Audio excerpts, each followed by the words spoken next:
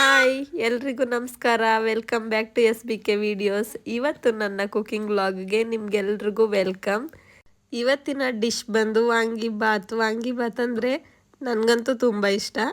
ವಾಂಗಿಬಾತ್ನ ಕುಕ್ಕರಲ್ಲಿ ಹೇಗೆ ಮಾಡೋದು ನೋಡೋಣ ಬನ್ನಿ. ವಾಂಗಿಬಾತ್ಗೆ ಬೇಕಾಗಿರುವಂಥ ಇಂಗ್ರೀಡಿಯೆಂಟ್ಸ್ನ ನೋಡೋಣ. ಒಂದು ಮೀಡಿಯಮ್ ಸೈಜಲ್ಲಿರೋ ಈರುಳ್ಳಿ, ಮತ್ತು ಒಂದು ಮೀಡಿಯಮ್ ಸೈಜಲ್ಲಿರೋ ಟೊಮೊಟೊ. ನಾನಿಲ್ಲಿ ಹುಣಸೆಹಣ್ಣು ತಗೋತಾ ಇದ್ದೀನಿ, ಅದಕ್ಕೋಸ್ಕರ ಟೊಮೊಟೊನ ಸ್ವಲ್ಪ ಕಮ್ಮಿ ಹಾಕ್ತಾಯಿದ್ದೀನಿ. ಸ್ವಲ್ಪ ಕೊತ್ತಂಬರಿ ಸೊಪ್ಪು ಮತ್ತು ಒಂದು 4 ಒಣಗಿದ ಮೆಣಸಿನ್ಕಾಯಿ, ಹಾಗೆ ಒಂದು 3ರಿಂದ 4 ಬಿಳಿ ಬದನೆಕಾಯಿನ ಈ ಥರ ಸಣ್ಣದಾಗಿ ಹಚ್ಚಿಟ್ಟಿದ್ದೀನಿ. ಸ್ವಲ್ಪ ಹುಣಸೆಹಣ್ಣನ್ನ ನೀರಲ್ಲಿ ನೆನೆಸಿಟ್ಟಿದ್ದೀನಿ. ಒಂದು 3 ಸ್ಪೂನ್ ಎಣ್ಣೆ ಯೂಸ್ ಮಾಡ್ತಾ ಇದ್ದೀನಿ, ಯಾವುದಾದ್ರೂ ಕುಕ್ಕಿಂಗ್ ಆಯಿಲು. ನಾನಿಲ್ಲಿ ಕಡಲೆಕಾಳನ್ನ ಯೂಸ್ ಮಾಡ್ತಾ ಇದ್ದೀನಿ. ನೀವು ಬೇಕಿದ್ರೆ ಕಡಲೆಕಾಳು ಬದಲಾಗಿ ಒಣಗಿರೋ ಬಟಾಣಿ ಅಥವಾ ಹಸಿ ಬಟಾಣಿನ ಯೂಸ್ ಮಾಡ್ಬೋದು.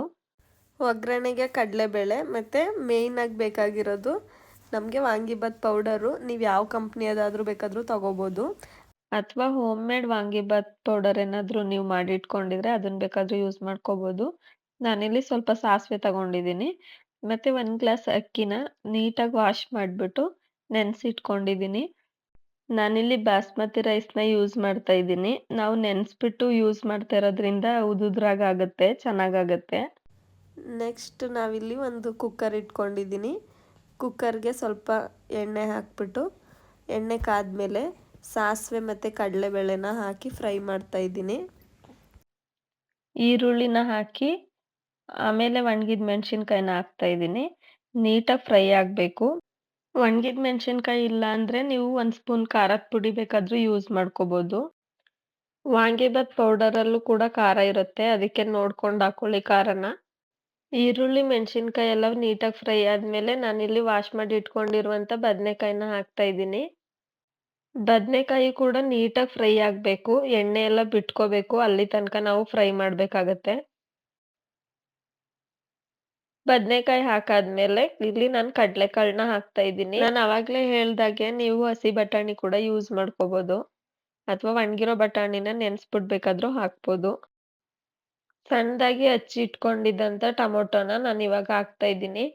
ಟೊಮೊಟೊ ಮತ್ತು ಬದನೆಕಾಯಿ ಎಲ್ಲ ಎಣ್ಣೆ ಬಿಟ್ಕೋಬೇಕು, ಅಲ್ಲಿ ತನಕ ನಾವು ನೀಟಾಗಿ ಫ್ರೈ ಮಾಡ್ಕೋಬೇಕು.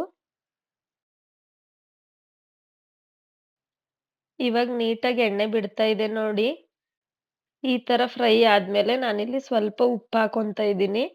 ಇವಾಗ ತರಕಾರಿಗೆ ಎಷ್ಟು ಬೇಕೋ ಅಷ್ಟು ಉಪ್ಪನ್ನ ಮಾತ್ರ ಯೂಸ್ ಮಾಡ್ತಾ ಇದ್ದೀನಿ. ಈ ಟೈಮಲ್ಲಿ ನಾವು ಉಪ್ಪು ಹಾಕೋದ್ರಿಂದ ತರಕಾರಿ ಎಲ್ಲ ಸಾಫ್ಟ್ ಆಗುತ್ತೆ. ಬದನೆಕಾಯಿ ಮತ್ತು ಟೊಮೊಟೊ ಎಲ್ಲ ಸಾಫ್ಟಾಗಿ ಕುಕ್ ಆಗ್ತಾ ಇದೆ.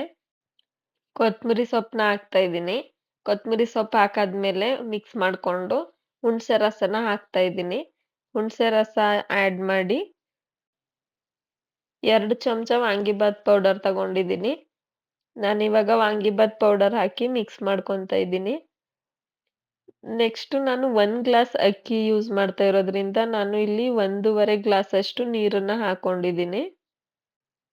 ನೀರು ಹಾಕಿ ಕುದಿ ಬರೋ ತನಕ ಬಿಡೋಣ. ಇವಾಗ ರುಚಿಗೆ ತಕ್ಕಷ್ಟು ಉಪ್ಪನ್ನು ಹಾಕೋಣ. ಉಪ್ಪು ಹಾಕ್ಬಿಟ್ಟು ಚೆನ್ನಾಗಿ ಮಿಕ್ಸ್ ಮಾಡ್ಕೊಳ್ಳೋಣ. ಈ ಥರ ಕುದಿ ಬರ್ತಾ ಇದೆ ನೋಡಿ. ಈ ಟೈಮಲ್ಲಿ ನಾನು ಅಕ್ಕಿನ ಹಾಕೊತಾ ಇದ್ದೀನಿ. ನೆನೆಸಿಟ್ಟಿರೋಂಥ ಅಕ್ಕಿನ ಆ್ಯಡ್ ಮಾಡ್ತಾ ಇದ್ದೀನಿ. ರೈಸ್ನ ಆ್ಯಡ್ ಮಾಡಿರೋ ವಿಡಿಯೋ ಕ್ಲಿಪ್ಪಿಂಗ್ ಮಿಸ್ ಆಗಿದೆ, ಬಟ್ ನಾನಿಲ್ಲಿ ರೈಸ್ ಹಾಕಿದ್ಮೇಲೆ ಈ ಥರ ಕುದಿ ಬರ್ತಾ ಇದೆ. ಇವಾಗ ನಾನು ಕುಕ್ಕರ್ ಮುಚ್ಚಳನ ಕ್ಲೋಸ್ ಮಾಡ್ತಾ ಇದ್ದೀನಿ. 1 ವಿಷಲ್ ಬಂದರೆ ಸಾಕು. ಯಾಕೆಂದರೆ ನಾವಿಲ್ಲಿ ಬಾಸ್ಮತಿ ರೈಸ್ನ ಯೂಸ್ ಮಾಡ್ತಾ ಇರೋದ್ರಿಂದ 1 ವಿಷಲ್ ಬಂದ್ರೇ ಸಾಕು. ತುಂಬ ಚೆನ್ನಾಗಿ ಕುಕ್ ಆಗಿರುತ್ತೆ. ನಾನಿವಾಗ ಓಪನ್ ಮಾಡಿ ನೋಡ್ತಾ ಇದ್ದೀನಿ ನೋಡಿ, ತುಂಬ ಚೆನ್ನಾಗಿ ಕುಕ್ ಆಗಿದೆ.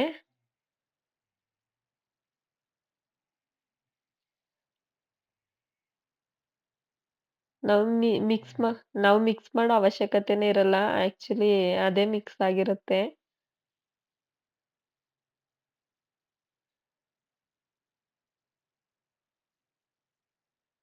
ನೀವಿದನ್ನ ಮೊಸರು ಬಜ್ಜಿ ಜೊತೆ ಬೇಕಾದರೂ ಸರ್ವ್ ಮಾಡ್ಕೊಂಡು ತಿನ್ಬೋದು. ತುಂಬ ಟೇಸ್ಟಿಯಾಗಿರುತ್ತೆ.